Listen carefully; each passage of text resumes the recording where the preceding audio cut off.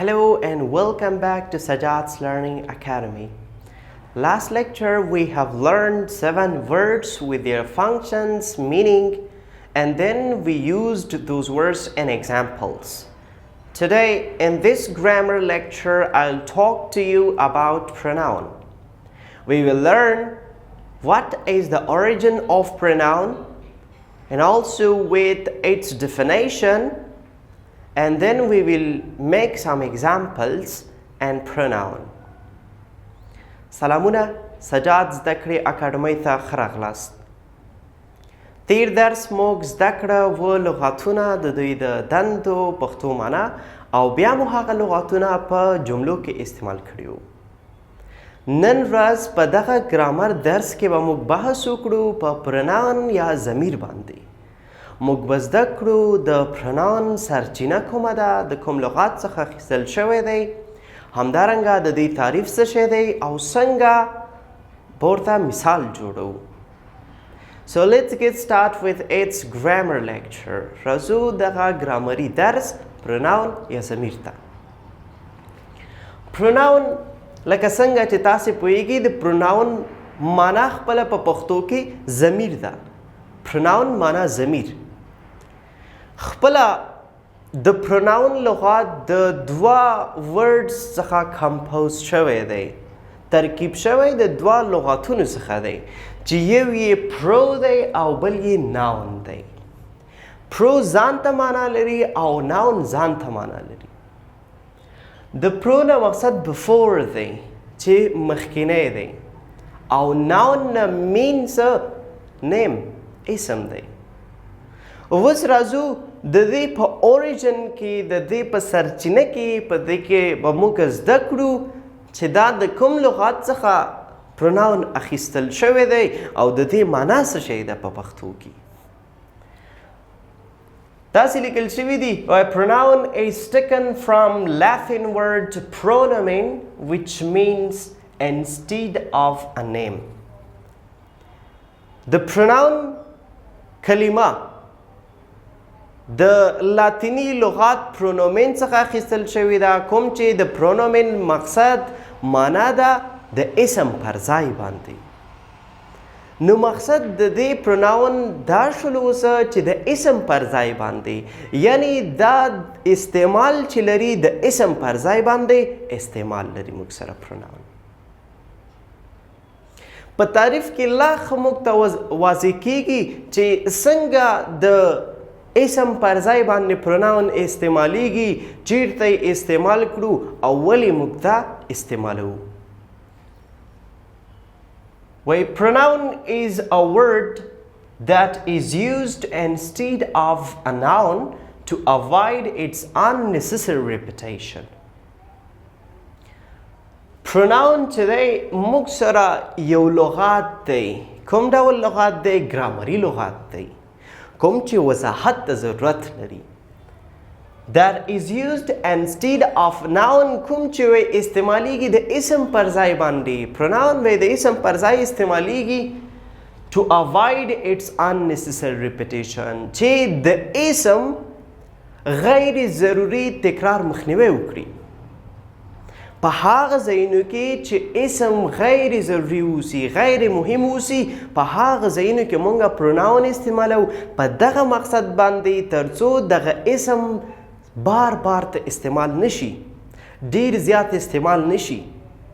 لکه په ټاپک کې دی، پاراګراف کې دی، په سنټنسز کې دی، مونږ د اسم بار بار یادونه کوو. دا د ټاپک د قوانینو څخه برخلاف اوسي او طبعا چې تا ته کوم ایډینس ناسوسي ته دغه ټاپک چاته ډیلیور کوي، چاته وړاندې کوي، نو هغه ډېر دې سره خسته کیږي ځکه ته د اسم بار بار یادونه کوي. نو په دې خاطر باندې په انګلیسي ګرامر کې موږ سره ضمیر رامنځته شوی دی او په دې خاطر باندې موږ د ضمیر استعمال کوو. دا و د پروناون د ضمیر تعریف. دلته 2 پوښتنې ما لیکلي دي. لومړنۍ پوښتنه داسې ده چې where do we use pronouns؟ چیرته موږ پروناون ضمیرونه استعمال کړو؟ کوم ځای کې یعنې استعمال کړو؟ ځواب یې داسې دی we use pronouns instead of noun. د اسم پر ځای استعمالوو. په کوم ځای کې یعنې استعمال لري؟ د اسم پر ځای استعمال لري. خو دا یاد ولرئ چې د اسم پر ځای استعمال لري خو په هغه ځایونو کې چې اسم موږ سره غیر مهم غیر ضروري اوسي په هغه ځایونو کې موږ بیا راځو پروناون بیا ضمیرونه لګوو موږ د اسم پر ځای باندې. سیکنډ کوېسچن دوهمه پوښتنه داسې ده why do we use pronouns؟ ولې موږ د ضمیرونه استعمالوو؟ په څه دلیل باندې استعمالوو؟ نو ځواب کې داسې to stop the repetition of noun چې د اسم د تکرار مخنیوی بند کړي چې د اسم د تکرار مخنیوی وکړي. په دغه ریزن په دغه دلیل باندې موږ پروناونز یا ضمیرونه استعمالوو. ما دلته اگزامپل لیکلی دی مثال مې داسې لیکلی دی بلال سټډیز انګلیش. بلال انګلیسي وایي انګلیسي مطالعه کوي.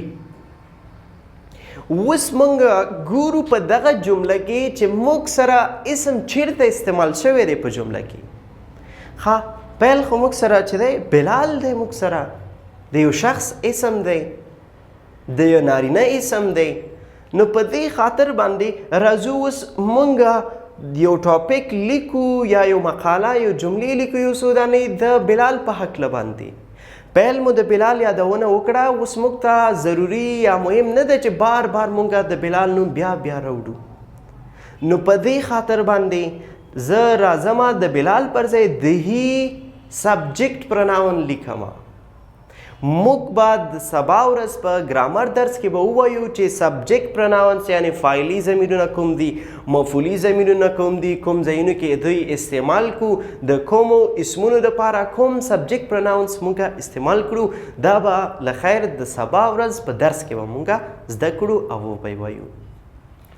نو ما د بلال پر ځای باندې دلته هی لیکلی دی ځکه بلال نارینه اسم دی د نارینه اسم لپاره موږ د هی سبجیکټ پروناون استعمالوو. نو هی سټډیز ا لاټ دا دوهمه جمله هم زما د بلال په هکله ده. نو دلته ما د بلال اسم پر ځای باندې هی استعمال کړی دی. هی سټډیز ا لاټ هغه زیاته مطالعه کوي. بیا ما د بلال نوم استعمال نه کړه د بلال پر ځای مې هی استعمال کو. نو همدغه دلیل باندې موږ پروناونس یا ضمیرونه استعمالوو. په راتلونکي درسونو کې به بیا هم زموږ بحث د پروناون د ضمیر په هکله باندې اوسي تر څو موږ وکولی شو چې د اسم پر ځای باندې اپروپریټ یا هم مناسب سبجیکټ پروناون موږ استعمال کړو. نو دا و د نن ورځې درس د پروناون په هکله باندې چې موږ زده کړه د پروناون اصلیت همدارنګه د پروناون تعریف د پروناون مثالونه. نو کوشش وکړئ چې دغه پروناون لپاره تاسې مثالونه جوړ کړئ اسمونه استعمال کړئ د اسمونو پر ځای باندې بیا ضمیرونه تاسې ولګوئ تر څو په دغه ګرامري درس باندې تاسې لا ښه پوه شئ. نو ما عزت الله صافي ته اجازه راکړئ تر بیا ښې شېبې خدای پامان.